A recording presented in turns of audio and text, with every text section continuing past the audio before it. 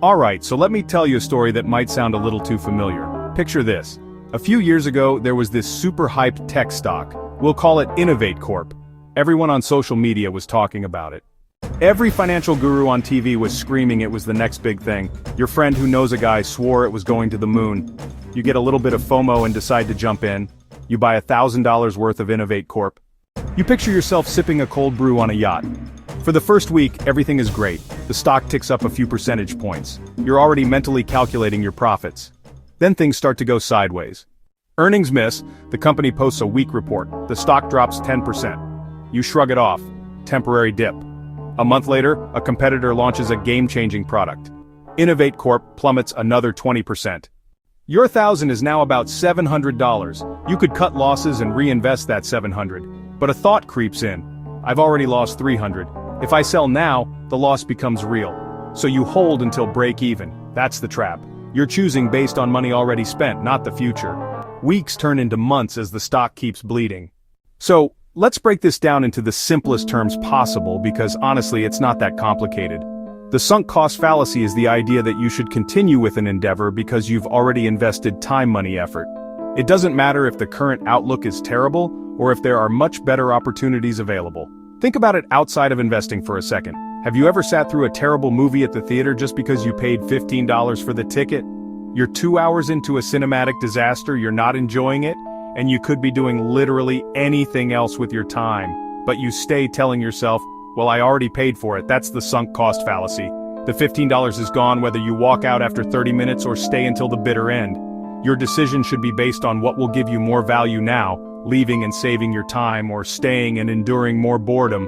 The money is already sunk. In the world of finance, this becomes a much more expensive mistake than just wasting a few hours at the movies. This is the voice in your head that says, I'm down 50% on this stock, but I can't sell until I at least break even. The problem with that logic is that the market doesn't care what price you bought your stock at. It doesn't know, and it doesn't have a memory. A stock's future potential has absolutely zero connection to your personal entry point. The only thing that matters is its future prospects, its fundamentals, and the overall market conditions. Your purchase price is an emotional anchor, not a financial indicator.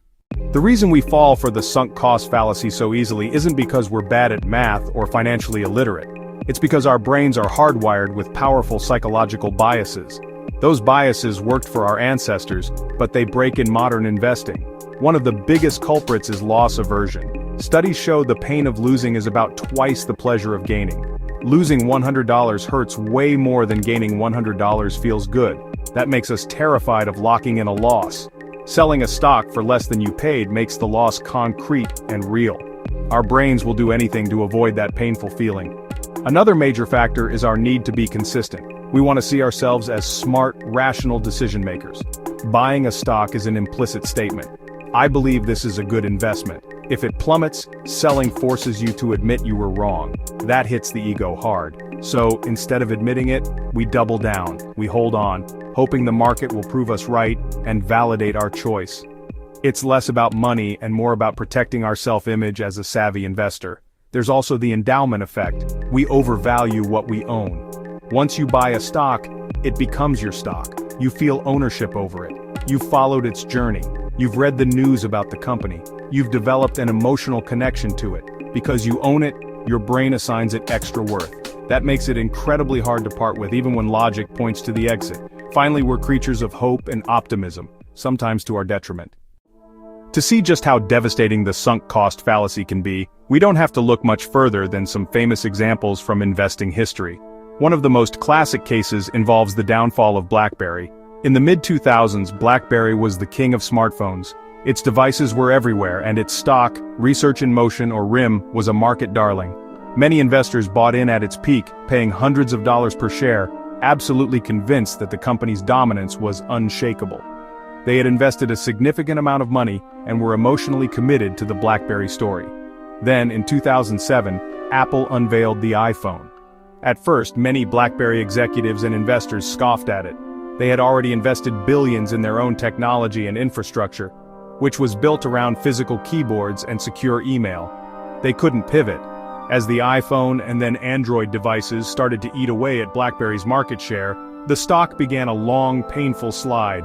Investors who had bought at the top were now facing massive losses.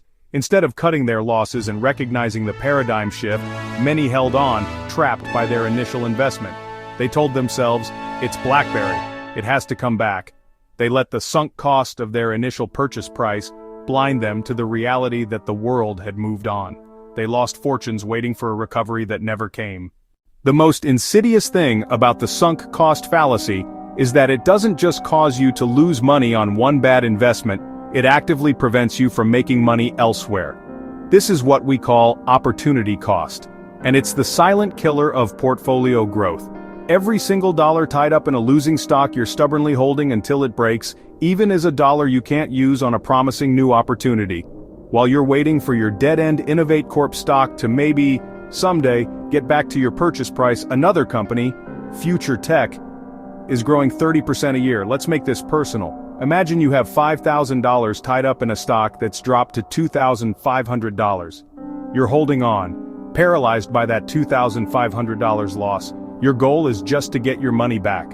For that to happen, the stock must rise 100% from here, a massive, often unlikely feat. Meanwhile, your friend takes $2,500 and invests it in a solid growing ETF, or they put it into a fundamentally sound company.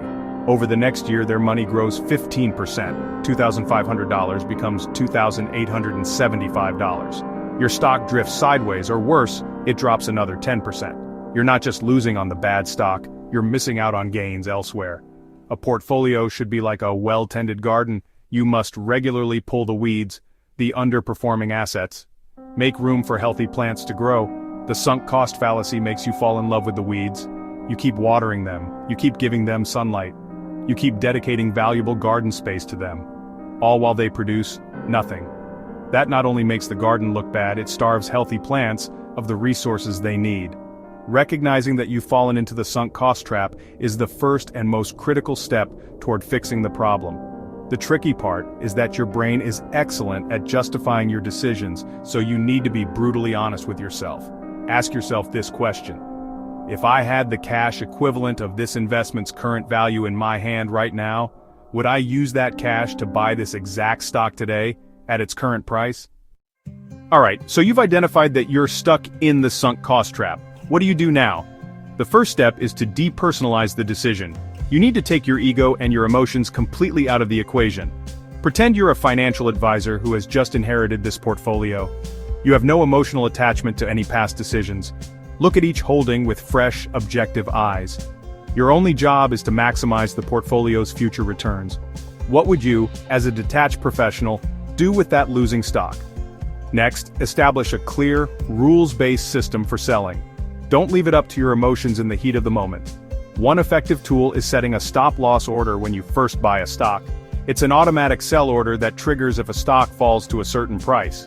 Example: 10% or 15% below what you paid. This forces you to cut your losses early, before they become catastrophic.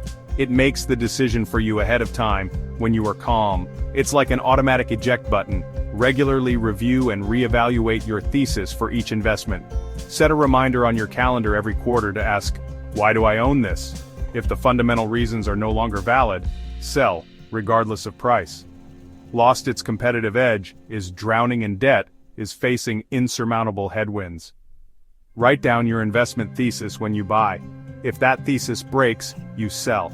Finally, embrace that taking a small loss is a win. Every successful investor takes losses, it's normal. The goal isn't to be right 100% of the time. Make sure your winners are bigger than your losers. Cutting a losing stock frees up capital to redeploy. You are acting like a professional. Celebrate that decision. It's discipline and growth.